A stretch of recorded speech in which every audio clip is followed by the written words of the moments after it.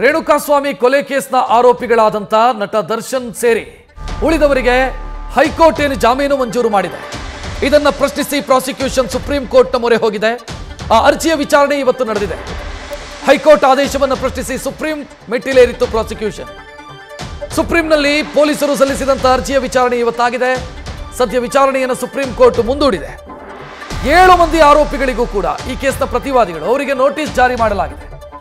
Notice ಜಾರಿ ಮಾಡಿ ಮುಂದಿನ ವಿಚಾರಣೆಯನ್ನ ನಿಗದಿ ಮಾಡಿದೆ, ಅಂದ್ರೆ ಮುಂದೂಡಿದೆ.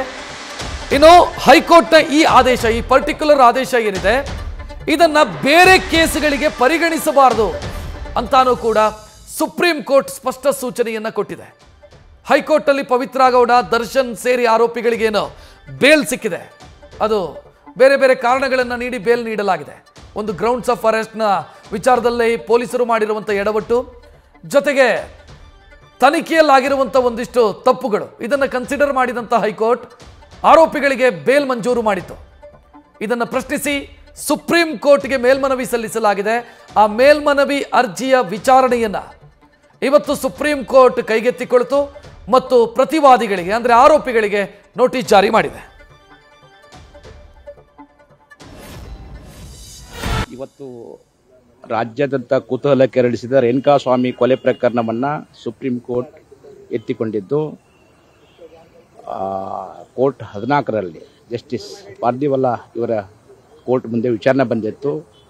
ರಾಜ್ಯ ಸರ್ಕಾರ ತನ್ನ ವಾದವನ್ನು ಈ ದರ್ಶನ್ ಮತ್ತು ಅವರ ಸಹಚರರಿಗೆ ಹೈಕೋರ್ಟ್ ಕೊಟ್ಟಂಥ ಬೇಲನ್ನು ರದ್ದು ಮಾಡಬೇಕಂತ ಸುಪ್ರೀಂ ಕೋರ್ಟ್ ಇವತ್ತು ಮನವಿ ಮಾಡಿಕೊಂಡಿದ್ದಾರೆ. ಅವರ ಮನವಿಯನ್ನು ಸುಪ್ರೀಂ ಕೋರ್ಟ್ ಇವತ್ತು ಎತ್ತಿ ಹಿಡಿದಿದೆ ಮತ್ತು ನೋಟಿಸನ್ನು ಮಾಡಿದೆ. ಇವತ್ತು ದರ್ಶನ್ ಮತ್ತು ಪವಿತ್ರಗೌಡ ಹಾಗೂ ಸಹಚರರಿಗೆ ನೋಟಿಸ್ ಸುಪ್ರೀಂ ಕೋರ್ಟಿಂದ ಹೋಗಿದೆ.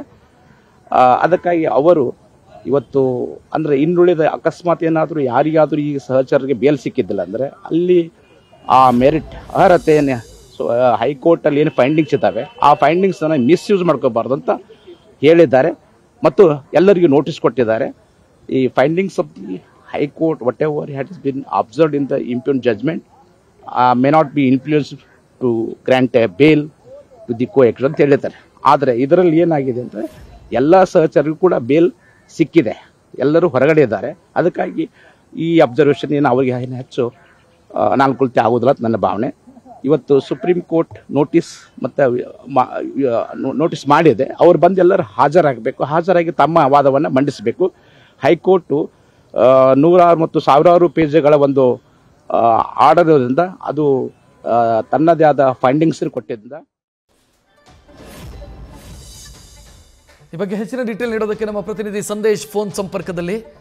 ಸಂದೇಶ್, ಆ ಮೂಲಕ ದರ್ಶನ್ ಮತ್ತು ಉಳಿದ ಆರೋಪಿಗಳು ಮತ್ತೊಂದು ಸುತ್ತಿನ ಕಾನೂನು ಹೋರಾಟಕ್ಕೆ ಸಿದ್ಧ ಆಗಬೇಕೀಗ.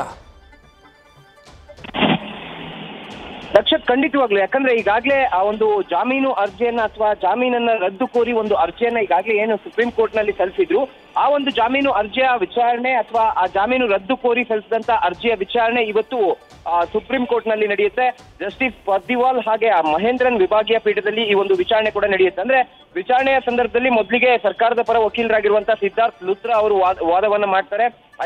ಈ ಒಂದು ಪ್ರಕರಣಕ್ಕೆ ಸಂಬಂಧಪಟ್ಟಂತೆ, ಅಂದ್ರೆ ಈ ಒಂದು ಹೈಕೋರ್ಟ್ನ ಆದೇಶ ಏನಿದೆ ಪ್ರಕರಣಕ್ಕೆ ಸಂಬಂಧಪಟ್ಟಂತೆ, ಅದು ಸಂಪೂರ್ಣ ಕೇಸನ್ನೇ ನಾಶ ಮಾಡಿಬಿಟ್ಟಿದೆ. ಹಾಗಾಗಿ ಈ ಕೇಸನ್ನ ವಿಚಾರಣೆಗೆ ಕೈಗೆತ್ತಿಕೊಳ್ಬೇಕು ಅನ್ನೋ ಒಂದು ಮಾತನ್ನ ನ್ಯಾಯಮೂರ್ತಿಗಳ ಮುಂದೆ ಹೇಳ್ತಾರೆ. ಈ ಸಂದರ್ಭದಲ್ಲಿ ಅಲ್ಲಿ ಜಡ್ಜ್ ಕೂಡ ನೀವು ಜಾಮೀನು ರದ್ದು ಕೋರಿ ಕೇಳ್ತಾ ಇದ್ದೀರಾ ಅಲ್ವಾ ಅಂತ ಕೇಳ್ತಾರೆ. ಆಗ ಸಿದ್ಧಾರ್ಥ್ ಲೂಥ್ರಾ ಅವರು ಹೌದು ಅಂತ ಹೇಳಿದಾಗ ರೆಗ್ಯುಲರ್ ಪ್ರೋಸೆಸ್, ಅಂದ್ರೆ ಯಾವುದೇ ಒಂದು ಹೈಕೋರ್ಟ್ ಆದೇಶವನ್ನ ಅಥವಾ ಜಾಮೀನು ಆದೇಶವನ್ನ ರದ್ದು ಕೋರಿ ಏನ್ ಅರ್ಜಿಯನ್ನ ಸಲ್ಲಿಸ್ತಾರೆ, ಆ ಅರ್ಜಿಯನ್ನ ಸಲ್ಲಿಸಿದಂತ ಸಂದರ್ಭದಲ್ಲಿ ಮೊದಲಿಗೆ ನೋಟಿಸ್ ಅನ್ನ ಜಾರಿ ಮಾಡ್ತಾರೆ. ಅಂದ್ರೆ ಯಾರೆಲ್ಲ ಆರೋಪಿಗಳಿದ್ದಾರೆ ಅಥವಾ ಯಾರಿಗೆಲ್ಲ ಜಾಮೀನು ಸಿಕ್ಕಿದೆ ಅಂತವ್ರಿಗೆ ನೋಟಿಸ್ ಅನ್ನ ಜಾರಿ ಮಾಡುವಂತ ಕೆಲಸವನ್ನ ಕೂಡ ಮಾಡಲಾಗುತ್ತೆ. ಅದೇ ರೀತಿಯಲ್ಲಿ ಈಗ ಈ ವಿಭಾಗೀಯ ಪೀಠದಿಂದ ಕೂಡ ನೋಟಿಸ್ ಅನ್ನ ಜಾರಿ ಮಾಡಲಾಗಿದೆ. ಅಂದ್ರೆ 7 ಜನ ಆರೋಪಿಗಳೇನಿದ್ರು, ದರ್ಶನ್ ಹಾಗೆ ಪವಿತ್ರ ಗೌಡ ಸೇರಿದಂತೆ 7 ಜನ ಆರೋಪಿಗಳು, ಆ ಆರೋಪಿಗಳಿಗೆ ಈಗ ನೋಟಿಸ್ ಅನ್ನ ಜಾರಿ ಮಾಡಲಾಗಿದೆ. ಜೊತೆಗೆ ನೋಟಿಸ್ ಜಾರಿ ಮಾಡಿದ ನಂತರ ಮತ್ತೊಂದು ವಿಚಾರವನ್ನ ಹೇಳ್ತಾರೆ. ಅಂದ್ರೆ ಈ ಆದೇಶ ಏನಿದೆ ಬೇರೆ ಆರೋಪಿಗಳಿಗೆ ಜಾಮೀನು ನೀಡುವಾಗ ಅಂದ್ರೆ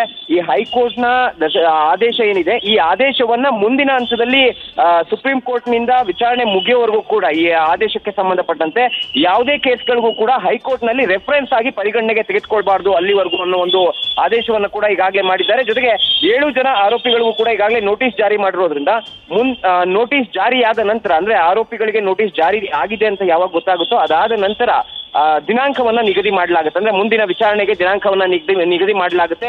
ನಿಗದಿ ಮಾಡಿದ ನಂತರ ವಿಚಾರಣೆಗೆ ಇಬ್ರು ಕೂಡ ಅಂದ್ರೆ ವಾದ ಪ್ರತಿವಾದವನ್ನ ಮಾಡೋದಕ್ಕೆ ಒಂದು ಕಡೆ ಸರ್ಕಾರದ ಪರ ವಕೀಲರು, ಹಾಗೆ ಮತ್ತೊಂದು ಕಡೆ ಆ 7 ಜನ ಆರೋಪಿಗಳ ಪರ ವಕೀಲರು ಕೂಡ ಕೋರ್ಟ್ಗೆ ಹಾಜರಾಗಬೇಕಾಗುತ್ತೆ. ಕೋರ್ಟ್ಗೆ ಹಾಜರಾದಂತ ಸಂದರ್ಭದಲ್ಲಿ ಅಲ್ಲಿ ವಾದ ಪ್ರತಿವಾದ ಕೂಡ ಆಗುತ್ತೆ. ಅಂದ್ರೆ ಇಲ್ಲಿ ಪ್ರಮುಖವಾಗಿರುವಂತದ್ದು ವಾದ ಪ್ರತಿವಾದ ಆರಂಭವಾದಂತ ಸಂದರ್ಭದಲ್ಲಿ ಮಧ್ಯಂತರ ತಡೆಯನ್ನ ಅಂದ್ರೆ ಈಗ ಹೈಕೋರ್ಟ್ ನೀಡಿರುವಂತಹ ಒಂದು ಆದೇಶ ಏನಿದೆ ಆ ಆದೇಶಕ್ಕೆ ಮಧ್ಯಂತರ ತಡೆಯನ್ನ ನೀಡಿ ಅಂತ ಕೂಡ ಸರ್ಕಾರದ ಪರ ವಕೀಲರು ಅಲ್ಲಿ ಮನವಿ ಮಾಡುವಂತ ಚಾನ್ಸಸ್ಗಳು ಕೂಡ ಇರ್ತವೆ. ಆದ್ರೆ ವಾದ ಪ್ರತಿವಾದ ಯಾವಾಗ ಆರಂಭವಾಗುತ್ತೋ ಅಂದ್ರೆ ದಿನಾಂಕ ನಿಗದಿಯಾದ ನಂತರ ಅವತ್ತಿನ ದಿನ ವಾದ ಪ್ರತಿವಾದ ಏನಾಗುತ್ತೆ ಅನ್ನೋದ್ರ ಮೇಲೆ ನ್ಯಾಯಮೂರ್ತಿಗಳು ನಿರ್ಧಾರ ಮಾಡಲಿದ್ದಾರೆ. ರಕ್ಷಿತ್, ಥ್ಯಾಂಕ್ ಯು ಸಂದೇಶ್ ಮಾಹಿತಿಗೆ.